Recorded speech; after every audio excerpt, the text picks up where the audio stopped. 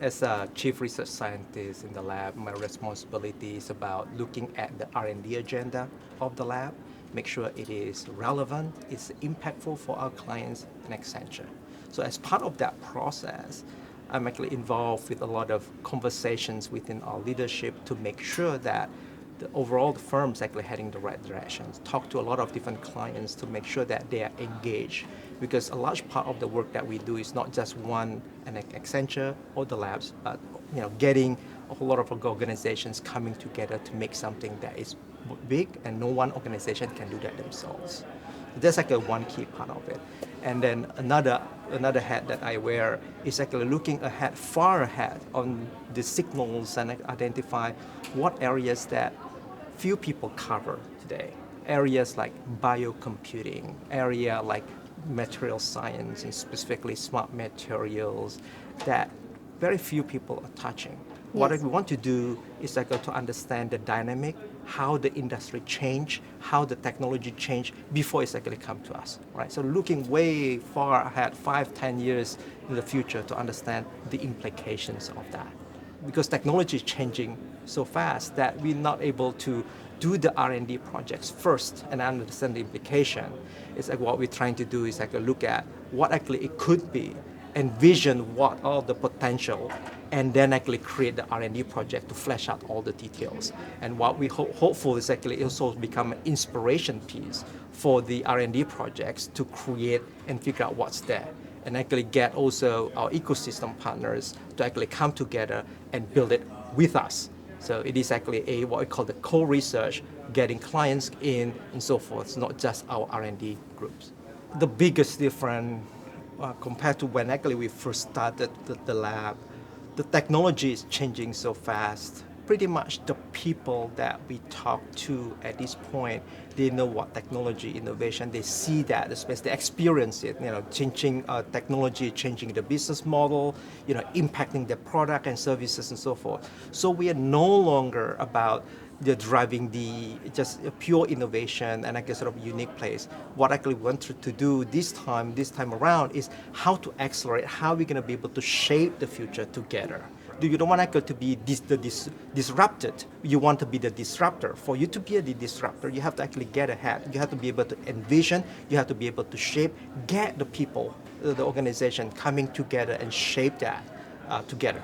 A lot of our clients are looking for research partners working together. They know that given how technology changed so quickly, they're not able to bring their technology skills themselves so quickly. They need to be able to partner. Things are changing so fast. So all the place where they'll be able to find help, they should actually be able to bring them together and actually create a cohesive picture together and shape it. There is no right or wrong answer, but there's a lot of influence across organization how to shape the better future. We are living in a very exciting time in human history. The things that we eat, the things that how we dress, how we work, to how actually we treat diseases, significantly transformed through technology today, and this will just continue to accelerate. So exciting in one fashion, but then when you look at the people, they're also very concerned to a degree, especially those are afraid of being left behind. What actually their role is, what actually we're going to do. So as an organization, it actually has to be very mindful in terms of what it means when we accelerate the process through automation, through AI, how we're going to be able to train the people. And also, it is not a one shot in terms of driving activities and actually automate and replace the people. But as you said, you augment the people, you make them much more productive, bring them along with you in terms of this digital transformation, and so that they can actually part of your workforce to actually drive the change. When you actually just leave them behind, I guess isolate them, that actually causes the issue. But based on our experience, it is based on how you're going to be able to use technology to retrain them, for example, make them much more skillful, or be able to augment the skill set that they do not have at the moment, to be able to drive much efficiency that actually they don't have. One of my job is actually as the the glue, if you will, of organization to make sure that people actually be able to speak the same language, the same process. Because as you mentioned, we have a lot of pieces from generating thought leadership, like technology vision, all the way to actual deployment of our R&D, how to actually engage with our clients and so forth. So a lot of pieces actually has to come together.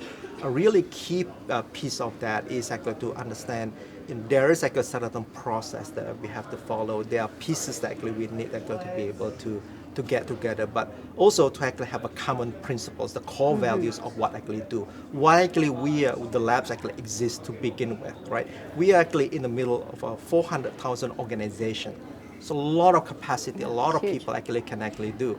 So why the lab? What is like a unique proposition of the lab? And that's actually sort of the really critical part of it for us to understand, so that we know actually what actually the areas they want to do, right? The key aspect of what we do is not one issues that is specific to one particular client, but a broader issue, an industry level that we can actually say rethink the whole space. As a lab, we have the luxury to step back and rethink, oh, what is like a transportation industry look like in 20 to 30 years, right? How will that sort of impact what retail looks like, right? And then that is like the vision that is like driving a lot of work that we're doing.